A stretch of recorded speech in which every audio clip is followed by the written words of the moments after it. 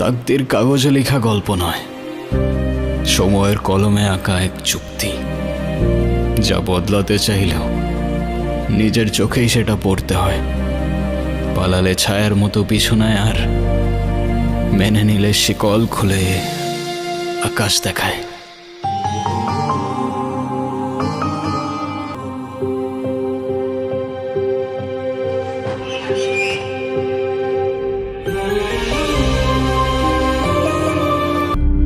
সবাই নিচে আয়েন, দেখেন কেডা এসে। কত বড় ফাউল, ওখানে দাঁড়িয়ে ও চিৎকার চেঁচামেচি করছে। এই কি ব্যাপারটা কি? তুই ষাঁড়ের মতো চিল্লাচ্ছিস কেন বাড়ির সামনে দাঁড়িয়ে? কি কি ব্যাপারটা কি? কি হয়েছে দেখতেছেন না? দেখেন কেডা আইছে। কি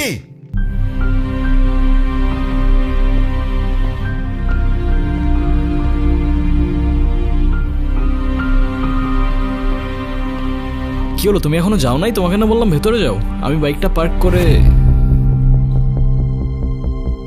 আসসালামু আলাইকুম। আপনি নিশ্চয়ই মামা। আপনার ব্যাপারে অনেক কিছু বলেছে। আর আপনি মামি। বাহ, বেশ মিষ্টি দেখতে তো আপনি। আর যদি ভুল না করি, আপনি ছোট খালা আর খালু। তবে আপনাদের সবার মধ্যে আমার ফেভারিট কিন্তু আপনি। ছেলেটা কে রে? মামা, ও আতিফ। আমরা একে অপরকে ভালোবেসে বিয়ে করেছি। দেখছেন ভাইজান, আপনার আদরের ভাগ্নি খানদান বংশের পরিচয় না জেনে একটা ছেলেরে বিয়ে করে আনছে। তুই এই শুভ কাজটা একা করলি কেমনে? না মানে সাহস পেলি কিভাবে? আব্বা, এতে মনে হচ্ছে আপনি খুব খুশি। এত কুতুর মুতুর করে কেন কথা বলছেন? আচ্ছা ঠিক আছে, তুমি একটা বলো। এই তো আমি অনলাইনে। কি অনলাইনে কাজ করো তুমি? এই অনলাইনে তুমি কি করো? জুয়া খেলো নাকি মলম বিক্রি করো? আরে না না। ছি ছি ছি ছি ছি। আব্বা, আব্বা, আমি আমার ভাগ্নিকে ঢাকায় পাঠিয়েছি কেন? লেখাপড়া করাতে, তাই না? ও বড় বড় ডিগ্রি নিয়ে আসবে, সনদ নিয়ে আসবে। ও কি এনেছে? হ্যাঁ এনেছে, একটা কিছু তো এনেছে। ও বাড়িতে একটা বনশিয়াল নিয়ে এসেছে। ছে করছে।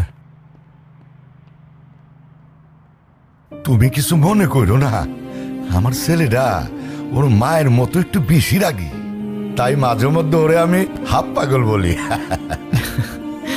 দেখলেই বোঝা যায়। ও তোর উপর কতটা নির্ভর করে। ও বলছে যে তুই যদি এখন চলে যাস, ও নিজেকে শেষ করে ফেলবে। এটা বলছে?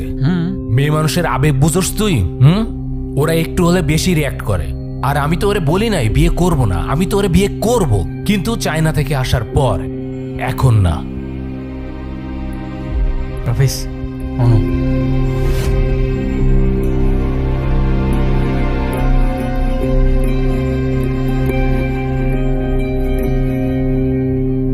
তাহলে তুমি যাচ্ছ? আমি এই সুযোগটা কোনোভাবে হাতছাড়া করতে চাচ্ছি না। চায়না প্রজেক্ট, এটা আমার ফিউচারের জন্য খুবই দরকার। আর আমাকে? আমাকে দরকার নেই তোমার? তুমি কি একটাবারও ভেবেছ তুমি চলে গেলে এরপর কি হবে? আচ্ছা, তুমি জানো যে আমি তোমার জন্য কি ভাবি না ভাবি, কিন্তু আমি যদি এখন বিয়ে ঠিয়ে করি তাহলে আমার সব গুলিয়ে যাবে।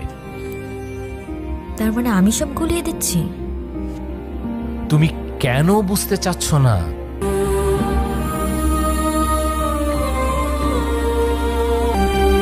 যদিও আমি এর বিপক্ষে, কিন্তু আপনি চাইলে তো। একজন মায়ের পক্ষে নিজের সন্তানকে মেরে ফেলা এতটা সহজ নয়। তার হৃদস্পন্দন, তার প্রাণ এখন আমার শরীরে। আমি কিভাবে থামিয়ে দিব সে প্রাণ? বুঝলাম। আর তাই তো সেই প্রাণের সাথে সাথে নিজের প্রাণটাও থামিয়ে দিচ্ছিলেন, রাইট? হ্যাঁ, চেয়েছিলাম। কারণ সেটাই হবে যেটা আপনার তাকদিরে লেখা আছে। না না, আমি বাড়িতে যেতে পারবো না। বাড়িতে গেলে আমার ওদের পছন্দ মতো বিয়ে করে নিতে হবে, যেটা আমার পক্ষে সম্ভব না। আপনি কি কিছু বলতে চাচ্ছিলেন?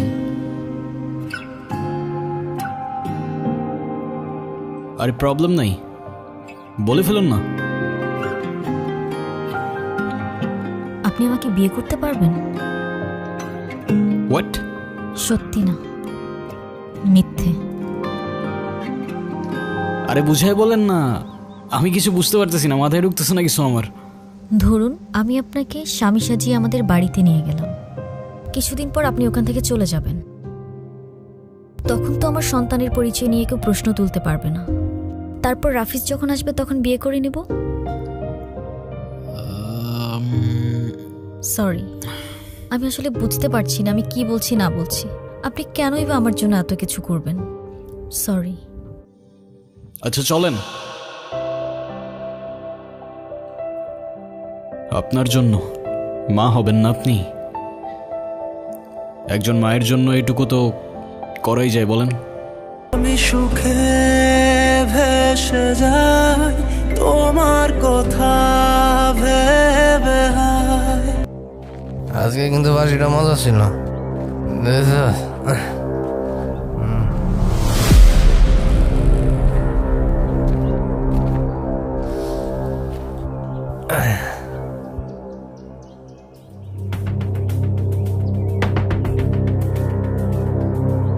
এই মিষ্টি জঙ্গলের মধ্যে এত সুন্দর পরি।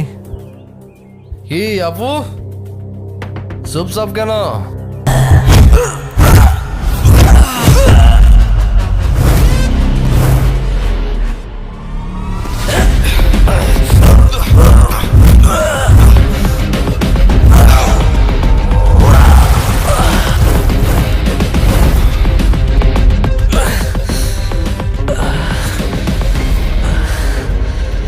কিরে, লিকারটা কেমন ছিল? করা ভাই।